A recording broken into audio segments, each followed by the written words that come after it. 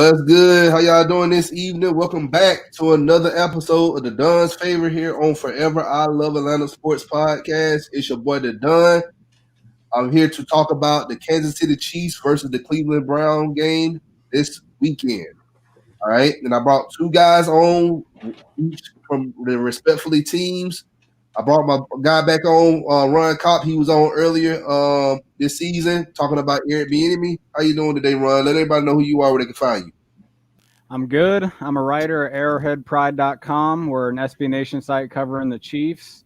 So go check it out. I do a weekly preview article that'll be coming out on Friday or Saturday. 5 things to watch for the game. And we'll be probably touching on a lot of that stuff in here. So let's go. Let's do it. All right, let's get to it. All right. And then I also got on my other guy, Steve. Let everybody know where they can find you. What's going on? I'm Steve Gessic. I write for Dawg Pound Daily for Fansided. I get our articles out, when we can. It's been a busy year though for Browns fans. Everybody already knows that. But if I'm at Gessic Goes Nuts on Twitter, and just talk to me. I love talking sports. I'll talk with anybody. So I'm excited for this. This will be a good time. I appreciate the invite. Hey man, I appreciate you coming on, man. I appreciate both of y'all coming on. Look, I know we ain't talking about the Falcons, but hey, you got to be out your rabbit mind if you a football fan and you ain't watching the playoffs. It doesn't matter if your team is in it or not. You watching. Well, facts.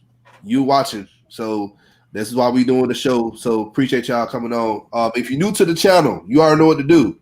Hit that subscribe button. Also, hit that like button. Share this content out of Atlanta Sports Fanatics. And hit us up in the comment section. As always, come holler at your hometown sports podcast. All right. So we're here to talk about the game. And let me go ahead and talk about the game that was played. Kansas City, y'all had a first round bye, so y'all didn't play last weekend. The Browns versus the Steelers. Recap that real quick. Browns won that game 48-37. Buddy. I saw this game. I knew the Browns were gonna win this game a mile away. I saw it coming. Yeah. Bayfield, he went 21 for 34, 263 yards with 3 touchdowns. Nick Chubb ran for 76 yards. Kareem Hunt ran for 48 yards and 2 touchdowns. Jarvis Landry had 5 receptions for 92 yards with 1 touchdown. Nick Chubb had 40.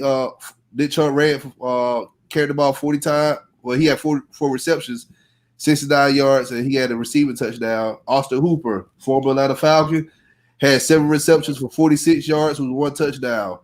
And MJ Stewart, Cedric Redwine, Taki, how you say his name? Taki, man. Taki. All right. And Porter Gustin all had an interception off Big Ben. So let's talk about this game. Go talk about this game for me, Steve. Man, what's not to know? First quarter. That's the biggest lead ever. Exactly. Ever in the playoffs. 28-0. Oh man. And like I told you before we started recording, I said every Browns fan was sitting there like, this is not over. It's too good to be true. It's a whole lot of game left because we all know what Big Ben's done to us in the past. Man. We all seen it time and time again. But man. Oh, it was too good to be true. Hey, I'll jump in as a Chiefs fan. 28-0. It was Chiefs they were up 38-10 in 2013 in the first half and blew it. So hey, it happens in the playoffs. It does happen. So man, y'all talking about the Kings are blowing names over here. Like, man, every time I hear about it, the Falcons again. It's like, man, it breaks my heart. I see it. I'm like, man, Matt Ryan, he's been top 5. For what? Passing yards or at least our efficiency for how many years? I'm like, man. He's been in the league, really. Really 2010, like the whole decade. He had a decade of dominance. Yeah. Our defense and, we coaching staff has failed us so many times. Oh, man, that would suck. That would suck so bad. But, man, Stefanski, he wasn't even there. They wouldn't even let him in the building. He couldn't call plays. He's sitting there. There was a picture going around of a dude just all bundled up as a Browns fan, just sitting there on his phone, and everybody thought it was, Stefanski. It was a joke, but it's stuff like that, man. you shun us. Everyone got hurt or got sick with the COVID, and you all got banned, and it was just one thing after another that week, and nobody thought they were going to take it, and then all of a sudden it was like, man, that first play happened. And I didn't believe it at first. I'm like, no, this is a commercial. There's no way. It's a really good commercial. And then they fall out in the end zone, and I'm screaming. And I tell you what, though, there was, I'm proud to admit it. There was big man tears. There was grown man tears coming down. Good. Oh man, it's been so long. Like I said, I was in diapers. The last time they won a playoff game. Was that during what, Belichick or Schottenheimer? I think it was Shoddy. Yeah, this is Schottenheimer right here because he coached for both teams. Yeah. Yes, sir. Man, I'm excited. I'm just happy to be here. I feel like we're the people in the back of the party just going like, yeah, it's a good time. It's a good time. Let's see what happens. But I just knew the Steelers was going to end up choking because you got to look at it. Football is very understandable if you played it, coached it, and been around it your whole life. Yep. All right. They started off real hot, and you have an incline. You're gonna hit that downfall. It happens. So it happened to them towards the end of the season, and I'm like, they don't have any momentum going to the playoffs. And they talking about, they're gonna beat the Browns, and I'm like, oh, the Browns got momentum. They've been winning their games, and they gave y'all award last of the season. Like, they were dominant wins. Yeah. I mean, don't get me wrong, man. Baker, first half of the year, I'm like, oh, is he the guy? Like, I wrote at least 2 articles going, I don't know if he's going to do it. And then they kept winning, and the defense of all things was grabbing turnovers, and it was doing it. I'm like, what is this? And then he's just showed up. Well, y'all got Stefanski, man. Stefanski, he did some work with Kirk Cousins.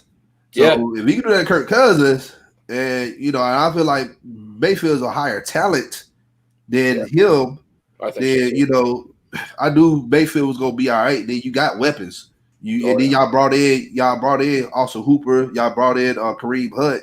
Like, y'all offense is good. Y'all just gotta make sure y'all defense can stay intact. Man, that's the big question mark. Is the defense gonna do it? Can they stop Mahomes? Like, no. No, I don't think they can stop Mahomes. I think it's a matter of time. Let me tell you something. The Falcons almost won against Mahomes. Okay, like Mahomes can be beat.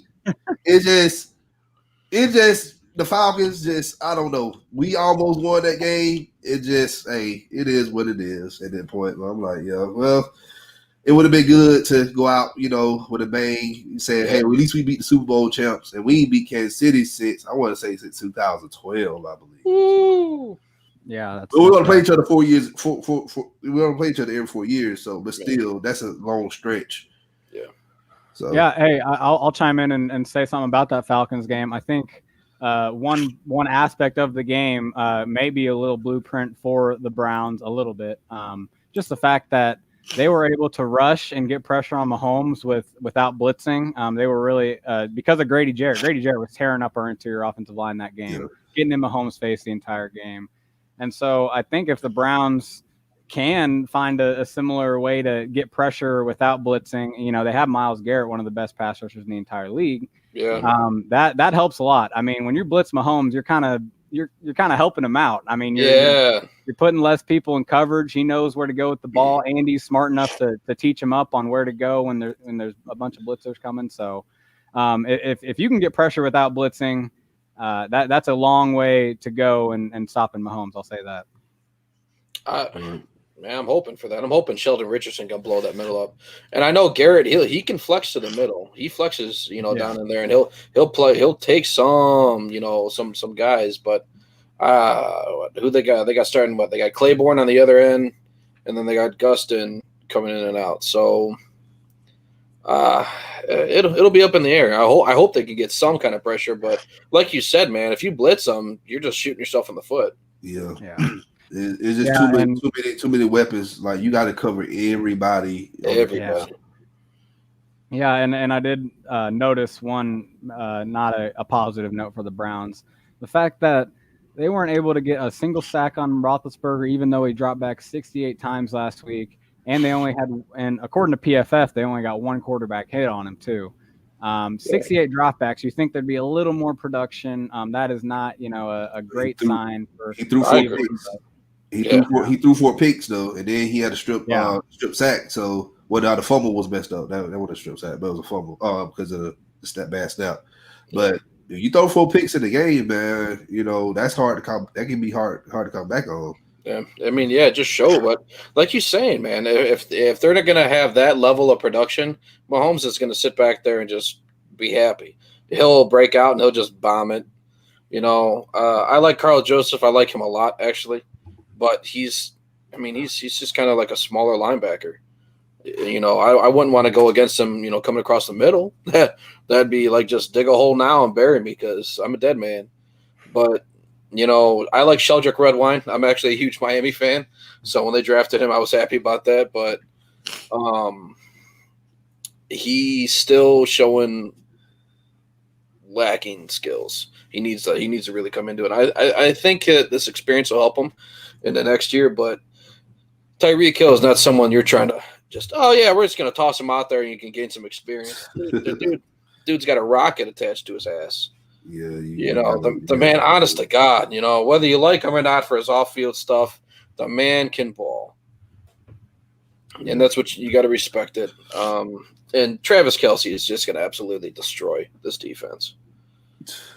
That's one point I've already carved out for my preview piece is the fact that the Browns have surrendered the 4th most receptions to the tight end this year. About the 5th most targets and the 4th most touchdowns, 10 touchdowns in total for tight ends this year. And when you look at, and you obviously can speak more to this, but when you look at their talent at the linebacker level and the safety level, like you were just saying with Carl Joseph, there isn't really a good person that you feel comfortable sticking on a guy like Travis. No, it'd probably be Joseph, and you're hoping he's going to stick him a couple times. It's going to hurt a little, but. Right. Kelsey's he's just a massive human, so you better hope he hits hard and hits true. Yeah, y'all need to draft y'all a linebacker in the 1st round. y'all definitely need a linebacker. Y'all need that Mike presence. In the middle. I agree. And I was a big fan of Schobert. Then you look at stats, you're like, he racked up a lot of tackles, but he didn't stuff nothing. Yeah. He was smart enough. I'm a big believer of football IQ. I think that should be a top 2 thing, and he had it, but he lacked that physical presence in the middle. And I was bummed they didn't even offer him a contract actually before he went to Jacksonville. But it is what it is. I think linebacker needs to be a definite need. I also think cornerback is probably something they're going to look at again. With Greedy being hurt all damn year, and Denzel too, man. I don't want to say he's not reliable, but he's not reliable. He's a top 5 corner when he plays. Yeah, he is. He's killer. But then, Terrence Mitchell, he gets beat up on, but he's legit. And I don't know. I'm just hoping. Kelsey's my worry, personally. He'll, either he'll toss it deep and he'll run by him or they won't. But Kelsey will be able to find something in the middle. And he'll be able to just chunk it. Yeah. Yeah, and Kelsey's Mahomes' favorite target, and no doubt. Just volume-wise, obviously, but also just in the crucial situations, the situations where they need 5 to 10 yards, it's always Kelsey. That's definitely a point of concern for Cleveland. And if we remember last divisional round last year, Kelsey racked up probably one of the most prolific tight end performances of all time. He had 3 touchdowns in the first half. Don't remind me. I can't remember if he had 12 or more catches. But yeah, and they had to do that, because they were coming back from the 24-0 deficit. Yeah. As a Chiefs fan, I hope that's not the case again, but we'll see. Oh, listen, I don't mind the Chiefs personally, but we're playing you guys this week, so I'm not saying I hope the worst, but I'm hoping that something comes out here. I'd lose my mind if they pulled this off. Before we get into that part, let's talk about the Chiefs having a bye week. Do you think taking a week off, would that help you guys or would that hurt you guys? Well, I think this is an unprecedented situation because it's not a lot of the time that you see a team be able to rest week 17 and in the bye week and the wild card bye week. That doesn't happen too much. It hasn't happened with the Chiefs since Andy Reid's been here. So that's a lot of rest, and I understand the concerns. But I just think this team, they've been so focused on the run it back thing. You know, they've been saying run it back literally since they took the stage for their, Super Bowl celebration last year. They were saying we want to run it back. And I really think having a lot of continuity on this team from last year, a lot of these players are the same players that were on the team last year winning the Super Bowl. I think they know, they understand how to get themselves ready for a playoff game. I think they really needed the rest. There's a lot of players that definitely use the rest of our offensive line. Clyde Edwards-Helaire sounds like he's getting better. So I think the rest was needed. And I understand level of concern if you're a Chiefs fan, but I'm not going to be concerned. I think this team is too and they know what they did last year. They know that they had a lot of slow starts where they had to come back, and they don't want that to happen again. They don't want to put themselves in those holes. They talked about that in press conferences this week. So, I'm not personally worried. I think this team, I trust this team's going to come out with the right attitude. And if the Browns do get out to a big lead, I don't think it'll be because the Chiefs started off slow. I think that'll just be on, the Browns playing really well and playing well against us. All right. So let's talk about the last time the Browns and the Chiefs played each other. It was in 2018. All right. Chiefs won that game 37-21. All right.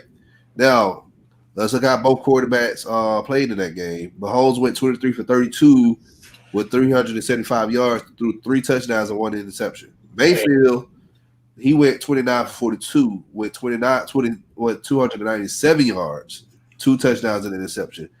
Both teams, y'all ran the ball for over 100 yards. Oh. Yeah, I could see that again. Yeah. Yeah. I mean, I could see a heavy ground and pound, especially from Cleveland to start. Actually, that'd be preferred in my opinion. Right. Yeah, I would definitely say Cleveland's got a good chance of hitting that number again. Especially with the guy that played on our side of that game. And I was going to bring him up. Exactly. Yep. He said he's ready for payback. He said he's ready. He's been waiting for this all year. Yeah, I guess he said he's really looking forward to it, which, hey, man, I'm happy that, he's a local kid, that he's just great. And he's showing up and he's showing out, and I really hope he shines. Yeah, I understand why he's motivated. I do. I think it is a little silly because I think a lot of what happened here was his own doing, and the team actually did stand behind him pretty well until he was caught in a lie. He lied to the team about what actually happened, and the video showed what actually happened, and I think that's why the team had to move on. But I do understand why you make it personal. It's your former team. A lot of the players on the Chiefs. So I totally understand, but I don't think it's a mutual thing. I don't think the Chiefs have any bad blood. And I'm not saying Kareem has bad blood with the Chiefs, but I don't think there's a ton of bad motive or bad blood, I guess I could say, on the Chiefs side with Kareem. All right. Yeah, that's fair. I mean, I don't necessarily think it's. I mean, it might be bad blood from Kareem's side, but yeah, like you said, I mean, it is what it is. Everyone saw the video. If you followed Kareem Hunt and his greatness that year, and you saw what he did, and you saw everything that was going on, I mean, you were tuned into it. So seeing that video, I mean, it's not great. Nobody wants to see that, but I can understand the bad blood to an extent. But also, like you said, man, you said it perfectly. You put yourself in that situation. Yeah, damage things can be fixed. That's the thing, Damage things can be fixed, but it's not going to be the same how it was before it was damaged. Facts. Yeah, and I shouldn't say bad blood because it doesn't sound like Kareem necessarily is spiteful of Kansas City or anything. I think he feels the pressure of going back against your old team in a big game, and it'll be his first matchup with us. We haven't played the Browns since he's left, so yeah. I totally get the motivation, and hey, if you're a running back and you have that little extra motivation, that really helps, I'm sure. With tackles. And, oh my God, I honestly, there's times I'm watching him. I think he runs harder than Chubb. That man just punishes everybody. He is amazing to watch. Holy shit. That's the thing the Chiefs have missed most from their running back group since he's left is just the fact he takes a 3-yard run and turns it into 7 just because no one can bring him down without a group of guys with him. But he's so quick still too. He's still elusive. I don't know. He's a special back, and as a fan, I definitely miss seeing him in red. But I'm glad he's doing well there. Oh man, I love seeing him in brown. So it's all right. I'll take that any day. And I mean, honestly, knowing his personality, he's just like a happy-go-lucky dude. Yeah. Like there's clips of him joking around on the sideline. There was a clip of him and Hooper actually joking about Chubb. Hooper's like, man, what the hell is his problem? He's like, that's just Nick. And it was just the way he said it. I think it'll be. I think it'll be more hugs and handshakes than fists and cuss words. Absolutely, I agree. All right. So, how are the Browns? How we talked about Mahomes? All right. How are y'all planning on stopping Mahomes this weekend? I think they're going to play very close to the same defense they played last week. So they're not necessarily going to stop anybody. They're just going to try and consolidate. And it's like bend don't break. So if they give up 3. Okay, it's better than a touchdown. Let's hope the offense comes out and scores. And I think that's going to be the mentality because that's exactly what Wood said last week. He's like, well, Big Ben's going to throw all over us, so let's keep everything in front of us. I'm like, man, I hate it, actually. I hate it. But if that's what you have, that's what your guys are going to do. If you can limit people in the red zone, that's great, but not with Travis Kelce. Mm-hmm. Eric Ebron is – and I like Ebron to an extent as an athlete, but Travis Kelce is like he's just otherworldly, and he has been for years. So I think that might not work unless you're gonna zone them, try and anticipate routes and then man them. I don't know. I have no idea how they're gonna do it, but the run with Kansas City's run hasn't been necessarily effective. Since Hilaire got hurt. Yeah. So I think that might make him one-dimensional, but Mahomes has got legs too. And Sammy Watkins has got legs, and Tyreek Hill's got legs, and it's not like they're slow. So Le'Veon Bell, he can go off, anytime. Exactly. So it's not like they're handcuffed to anything. They can make anything work. And if not, they can blow the roof right off it. They can blow right past Carl Joseph. And if they catch Red Wine sleeping, it's over. All right. Yeah. So now, Ron, how the Chiefs plan on stopping the Browns' rushing attack? That's a good question because the run defense has not been super effective all year. Yeah. It's made stops when it's had to, but they benefit from the fact that the offense gets out to these leads and the other team doesn't want to run. They don't need to run, or they feel the need to pass more.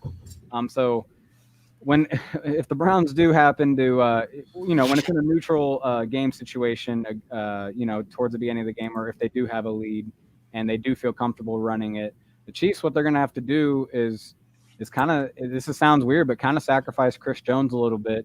I as a Chiefs fan, that watches a team close, it's true that Chris Jones is not a very good run defender.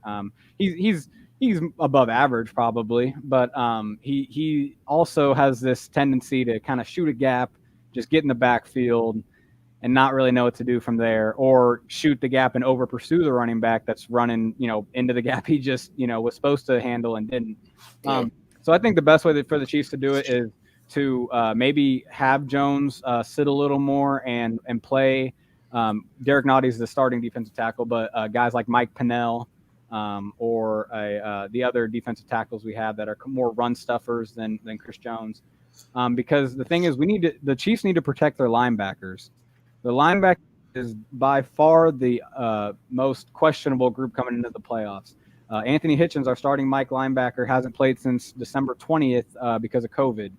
Damian Wilson, another starting linebacker, has had a knee injury and hadn't played since the 6th of December, but then played in Week 17, the meaningless game. Ben Neiman, our starting dime linebacker, has a hamstring issue that he suffered in Week 16. Willie Gay Jr., the rookie that we're all excited about here in Kansas City, he's probably not going to play due to his leg injury he suffered in Week 17.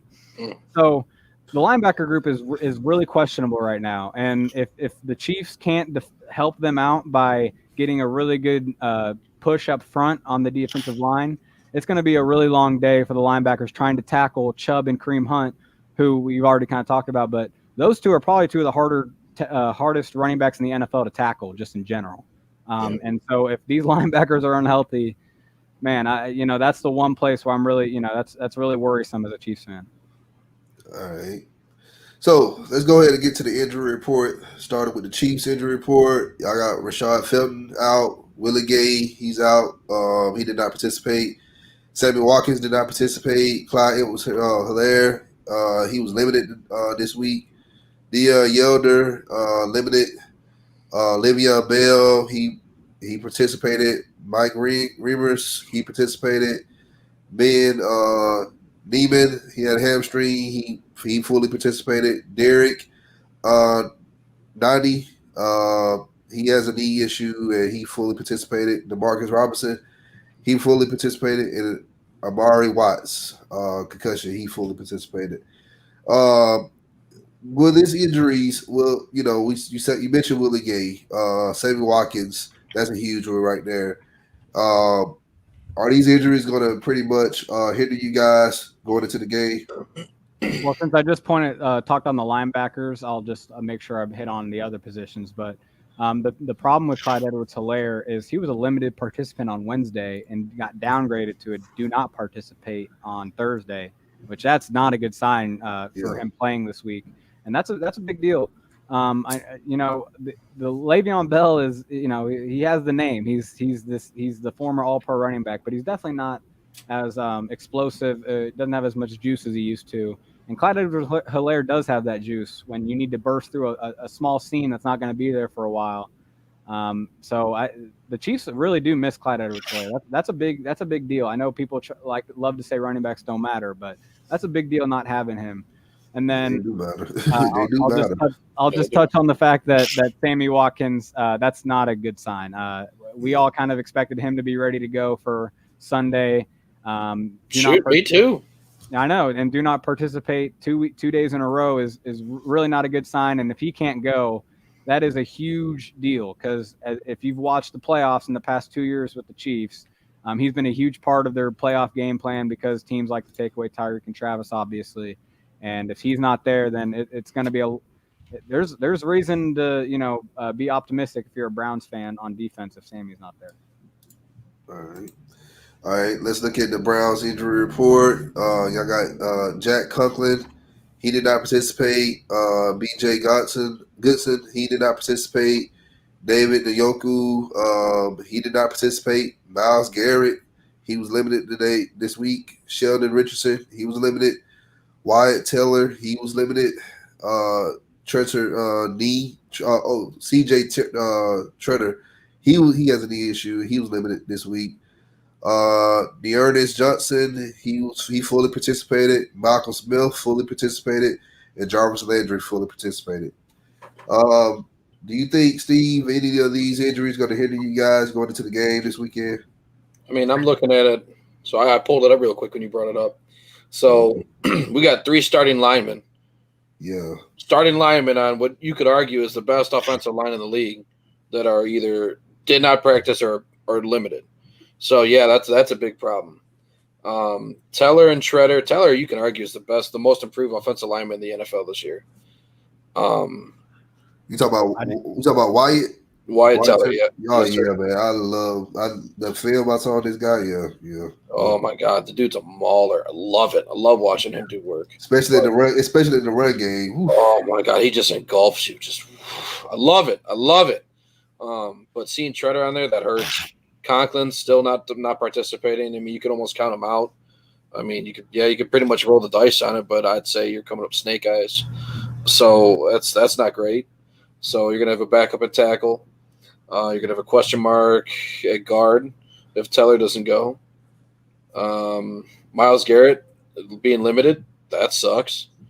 Goodson, he's a starting linebacker, not practicing. There's another hole. Landry, I feel like he's almost always on the injury report, honestly. But I'm good with it because he has missed one game his entire career, and that's when he had to sit out with COVID.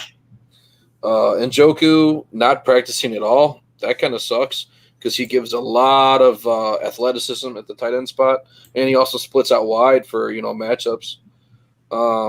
Richardson, he's a starting D tackle. I talked about him earlier. I was hoping he was going to be the one to blow up your middle, and kind of put Mahomes on his toes, but that's not great being limited. Malcolm Smith's another linebacker, another starter. And he's been one of the better linebackers, if you could say that, for the Browns this year.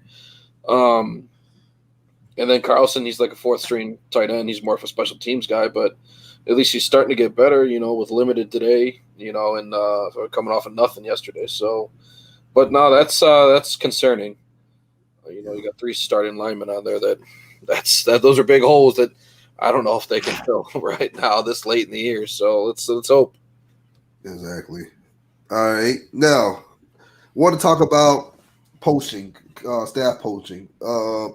We know Eric Bieniemy, he's the hottest commodity coach that's on the market right now for teams to hire to be. And some of these candidate things getting filled up, man. We just heard Urban Meyer just got a job down there in Jacksonville. Man. So, Jacksonville don't know what they're doing, man. That's the worst league. Agreed. Listen, Urban Meyer, he's from around here, so I'm happy. I'm happy for him, and it's not like I hate Ohio State, but woo, I hate Ohio State because I'm a Michigan fan, but oh no, I am a Michigan fan, but it sucks. I know we trash, man. I know we trash, but it is what it is. But, man, you can almost say it's almost entirely coaching, though. It is. And they brought this man back. I'm like, what, 5 years? They give him 5 more years? Jesus. Oh man, that's great. I'm sorry. Like 5 years of my life, I'm not gonna ever get back. Oh man. Oh, that's bad. But yeah, So you wanted to see you're a Michigan fan. I'm really happy with Donovan Peoples-Jones, by the way. Oh yeah. Dude is an animal. Oh my god, dude's an animal. I remember y'all had Jabril Peppers on y'all team. He was good. But they didn't play him right. Like no, they didn't. No, they were playing him 20 yards off the line of scrimmage every play. He's good near the box. Yes, he's very good near the box. Yes, I like Peppers. I think, and he's one of the best defenders on the Giants right now. I mean, I was gonna say he's turned his career around in New York. Yeah. Oh yeah, he wasn't even doing poorly in Cleveland. It was just his coaching. It was just coaching. Yeah, it was coaching. Double G. He kind of. I think he had a lot of faith on him being that sure tackler, but Jesus. All right, but yeah, Eric Bieniemy. So tell me, somebody already said that the quarterbacks coach, that's in the Chiefs department right now, he may end up getting bumped up to OC. But if Reed may not think so, is there any chance y'all might bring Doug Peterson back, or anything like that? I thought that might be a possibility, but talking with my colleagues at Arrowhead Pride, we kind of shut that possibility down. Just because Reed is so he takes pride in getting these younger guys ready to be head coaches. He really does take pride in that. He loves, and that's why he's been kind of upset with Bieniemy not getting a job. These past 2 off seasons, he's had some public remarks, kind of, calling out other teams like, hey, like, why aren't you hiring this guy? Like, so he takes pride in that kind of stuff. So I think he's going to want Mike Kafka is the quarterback's coach. I think he's going to want him to be the new OC.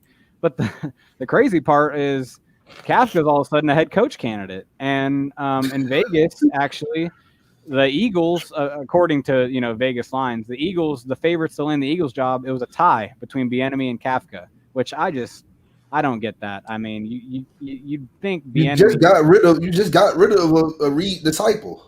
Yeah, well, yeah, that's the other thing. Philly, you'd think they want to go another direction, but no, I think we're gonna see Bieniemy leave hopefully, and then Kafka's gonna become the OC, and as long as he does survive this hiring cycle, next offseason, I guarantee you he'll be one of the hottest coaching candidate, the next candidate to be a head coach. So Okay. They go in and out of here in Kansas City, but I don't think Peterson's going to be coming back. Yeah, okay. Yeah, some people are already talking about Peterson, or they want Peterson, like Falcons fans. Oh my goodness, I hate talking to these people, man. I hate talking to some of these clowns, man. Man, we need to bring Doug Peterson in as a head coach. He want to ring. I'm like, bro, no, yeah. there's a reason why he want to ring, and I try to explain to them. Frank Wright was their OC. Frank Wright did a good job in tutoring and developing Carson Wentz and getting Foles prepared for their playoff run. Yeah, he did a great job. When Frank Wright left, you see that offense went to crap. Yeah, it went straight downhill fast. Yeah. So it wasn't Doug Peterson. It pretty much was the staff he had under him. Yeah. But folks want him to head coach. Oh, he want to read. He can do it for us. I'm like, it doesn't work like that all the time, you guys. Try to explain stuff to them, but they don't listen. Just like look at Mike McCarthy in Dallas. And then they hired Dan Quiz in DC. I'm like, oh my goodness. Oh man. They gonna still be watching those play. They ain't gonna be no Super Bowl no soon. They gonna be keep watching those Super Bowl victories on their VHS tapes. So, all right. So talking about the Browns, I know Stefanski just got there, but I heard rumors around Chad O'Shea, the passing game coordinator. Some people looking for him to, if a coach get hired as a head coach, they may get him to be the OC wherever they going. I mean, you saw so Stefanski, he was with the Vikings for like 14 years, and he was an offensive coordinator 1 year, like the full-time offensive coordinator 1 year. Yeah, and then he turned that Vikings offense from mediocre to top 10. Literally in that season. Yeah. So I think that anybody can grab information off him and learn from him like that, it would be a valuable asset. Yeah. I think O'Shea would be a good OC, I really do. Yeah. I mean, when you have that in-depth knowledge like that, and you have the learning from a now new head coach who has taken this offense and this team so far with so much, I think that's a commodity, and at least to take a flyer on it, at least. I mean, why not? What reason do you have not to? Yep. And that's O'Shea's he was with the Patriots organization for a while, wasn't he? I believe so. I believe so. Yeah, I can't confirm it, but I do believe so. It does sound right. Yeah. There's two O'Shea's because one of them is in Tennessee. One of them's in Tennessee as a quarterback coach. And then the other was in Cleveland. Oh, man. Well, if I believe Chad O'Shea is the guy. He went with Brian Flores to Miami, and then Miami fired him last year, and then he came to That's it. That's him. Yeah, I mean, hey, not only is he under Stefanski, who, like Steve, Steve was just saying all that, but also the fact that he was a Patriots, coach for, a good amount of time too. So yeah, that's Dolphins, Patriots, Vikings, Chiefs. Yeah. Okay, so it's current Browns. Yeah, all right, there you go. Yeah, I remember I looked him up earlier a few days ago, and I'm like, he was in Miami for a year. They let him go. That was stupid on their behalf. That was dumb. They'd be killing for it now with Tua.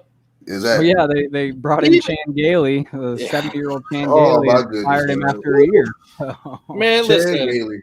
I'll say it now. Fitzpatrick's a straight gunslinger. He just goes out there and have fun, man. I remember when the Dolphins played the Browns last year, and that bearded goofball was just running across that damn field. She's jumping in the end zone. Oh man, it was crazy, man. It was awesome. I like Fitzpatrick, honestly. When the Browns were looking for a quarterback before they went after Baker, I was like, right? Why not toss it across the yard? At least you're gonna get it. Man, he could throw, but like he's good at some games, but like yes, he's just not consistent enough. Exactly. You can be consistent enough at least 70% of the season. That's good enough. Yes, he's a good backup. He'd be a great backup. Yeah, the same thing. Man, back when Brian Hoyer was tossing for the Browns, he had a mediocre year with lackluster everything around him, and then he just tanked. And I mean, there's some guys that are good backups. They can come in, they can play them a couple games, and then there's some guys that can just take the season, and those are the rare guys. Yeah. But Mahomes, Matt Ryan, hopefully Baker Mayfield. We're gonna add Baker in that conversation. So. Hey, y'all keep doing what y'all doing. It'll happen. It'll come to fruition. I'm getting goosebumps. All right. All right. Finally, let's get into the predictions for the game, you guys. If you're watching this live, go ahead and put your predictions in the chat. If you're watching this at a later time, go ahead and hit us up in the comments and let us know who you think is going to win this weekend. Man. I'm gonna go ahead and start with you, Steve. I mean, I'm gonna be a homer. I'm gonna be a homer about it, But I think it'll be a great game. I'm hoping at the very least it's a shootout. Make it entertaining. I don't want to see a blowout. Oh no, Lord, no. I think it's gonna be high scoring though. I think this might top like 95 points total. Oh man, I hope not. I don't like watching these high. I like watching like defensive games that's under 30 points. I love watching games like that. I don't dislike it, but I'm saying if the Browns are going to win, they're going to have to toss. They're going to have to score almost every possession. Yeah. So Cleveland's going to need 50, 52 points. And I know Kansas City's going to be right there with at least 48, 49. So I mean, I'm serious. If they want to win, and I want the Browns to win, they have to do it every possession. Because this Chiefs team is so deadly. Yeah. All right. Ron. So, do you want a score prediction? Yeah. Okay. Shoot. I mean, I'll preface it with just saying that I do think it's going to be a really good game. To a point. I think there will be some version of the Chiefs starting off the game, maybe not as fast as they'd wish, and the Browns being able to, play well in the first quarter, keep it close in the first quarter, maybe even take an initial lead. But I really think as the game goes on, Cleveland's defense is just, I hate to say it, it's not going to really be able to contain a lot of what the Chiefs are going to be able to do. I won't deny that. Yeah, Mahomes is, we've only seen a little of Mahomes. We have, Mahomes isn't this really long career yet, obviously, but in what we have seen of him, he's a guy that gets motivated, and I really think.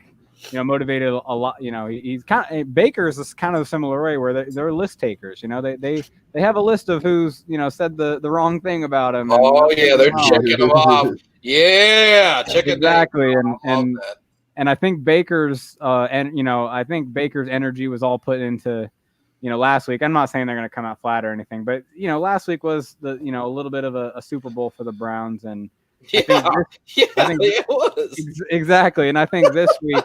Will be that the Chiefs will have that energy, not because anything of the Browns did, but I just think Mahomes is tired of hearing, Rodgers is the landslide MVP. Oh, maybe Allen's even better than Mahomes now, and Mahomes, hasn't been playing well the second half of the season, even though there's only really been one bad game he's had. Maybe a couple, but I think he's tired of all that, and I think the latest thing that he probably wrote down was the fact that. The AP, the Associated Press gave him and Josh Allen the second team All-Pro quarterback. They tied him. They couldn't even give Mahomes the single award by himself, which I just really think that's going to tick him off. I think he wants to prove that he is still, the best player in the world, which I don't think anyone's denying. I just think, it's recency bias and all that. And Rodgers did have a crazy year this year. So yeah, so did Allen. But I mean, Mahomes is still Mahomes. Like I get it. Exactly. So I think Mahomes is going to come out motivated. I think they put up a lot of points, and I'll go final score: Chiefs 48, Browns 27. All right. And you did me dirty. You did me dirty. I'm going to go with the Chiefs too. I'm going to go with the Chiefs. I'm going to say it's going to be 35, and I'm going to say 28. I'll take it. So, hey, we got two going for the Browns in chat, and I like that. Jack Steele. What, the overtime win? That'd be sweet. That'd be a good game. And then you got Wall Smith. Oh, man, he's taking the underdog. Listen, I love being the underdog because that has bit a lot of people in the ass this year. and it sure upset Ben. He said he predicted home. the Browns versus the Ravens in the AFC Championship game. Oh, no. See, I don't want to hear that prediction. I can't stand that, man. Man, that's going to be one of those games. You know, they're going to bring up the history of Cleveland, them leaving town in 95, going to Baltimore, winning 2 Super Bowls. No, you're going to make a grown man cry on camera. Don't do it. You know, they're going to hype that up. Oh, they are. Yeah, of course. You know what, man? I think the more the hate for Lamar Jackson is, a lot of people are just real jealous of shit that they cannot move the way he can. Because I'll tell you what, if my large ass could do that, I wouldn't be working in a factory. So who you telling? I'll be out there. Oh my God, the way he moves is it's mesmerizing, man. It's like he's putting on a show, a literal show every time he touches the ball. It's disgusting what he does to defenses. But the thing is about the Ravens, though, that defense though is underrated. It's highly underrated. I agree. I do. So, I agree with that. All right. Yeah. But that's my prediction. I think. But my co-host, he said Chiefs by 50. I'm like, man, look, you predicted the Browns. You predicted the Browns was gonna lose last week. Me and him, we got into it last week about he thought the Steelers was gonna put a whooping on the Browns. I'm like, all right. I said, look, what I seen in the Browns, I said, they're going to go to Heinz Field and whoop that behind. And then they actually did that. Oh, man. There was like 6-44 at Heinz Field since what? I think it was 1970.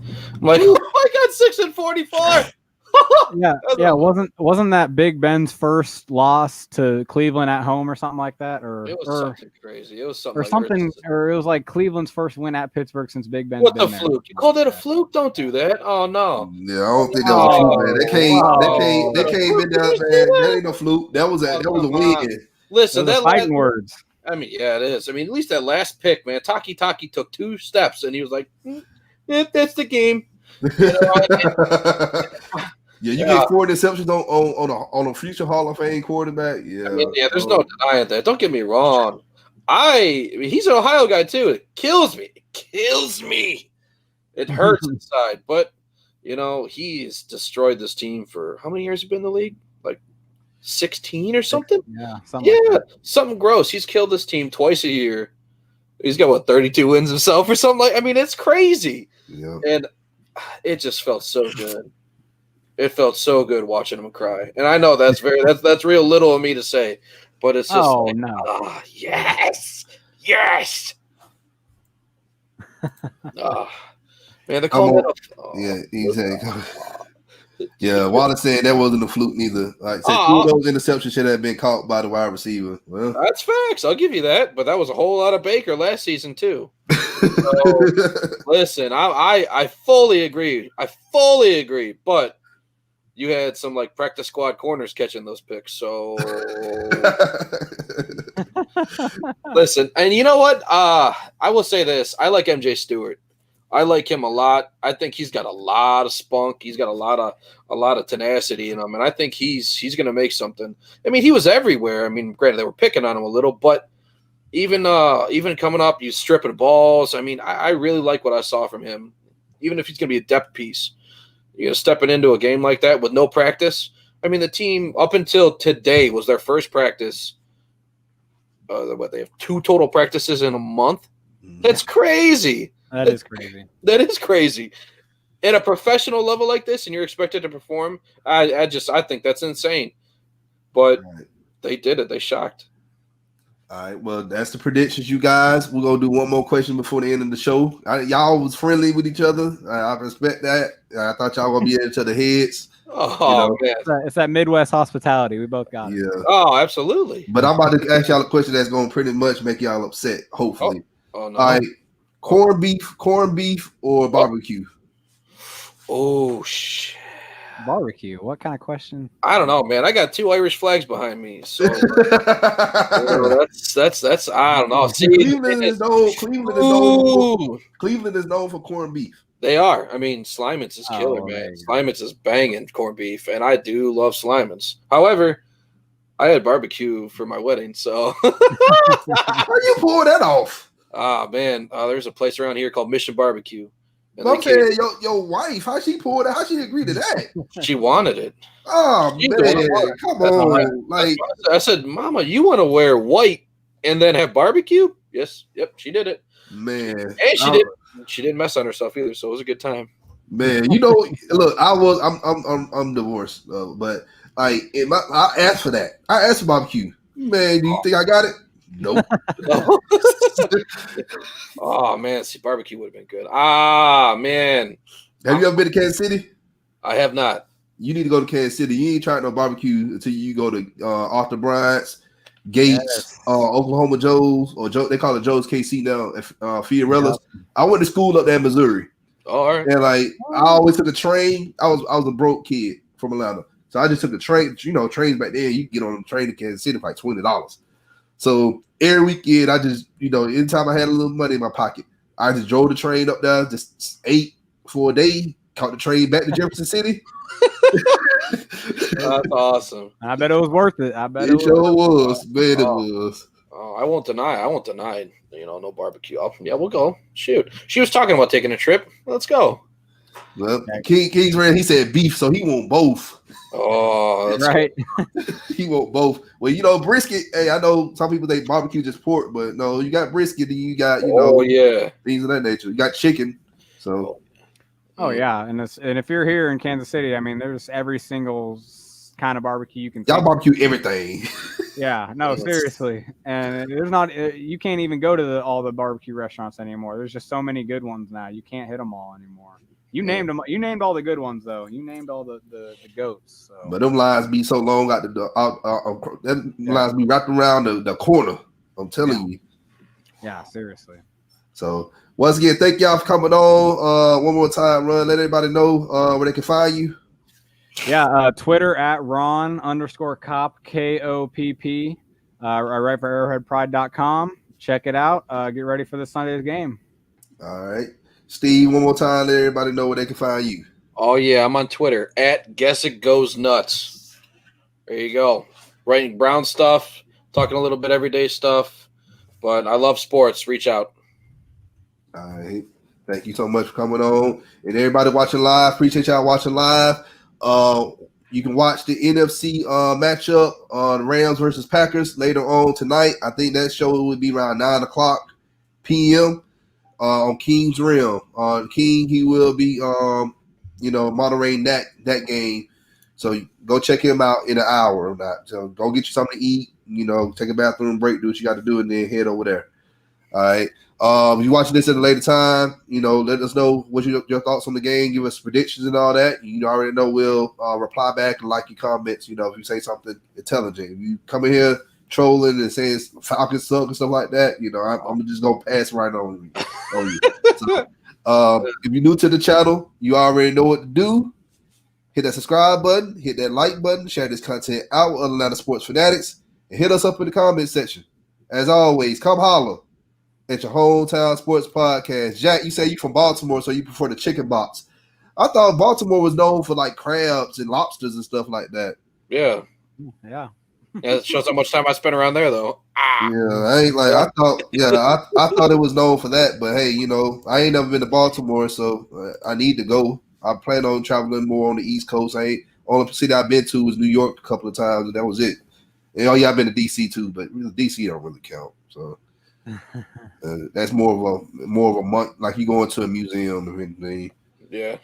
So all right. So see y'all again at 9:00. I'm about to be out of here. Y'all have a good evening. Once again, this is the Dunn for the Dunn's favor. Y'all take it easy. Make sure y'all back here at 9:00. Peace.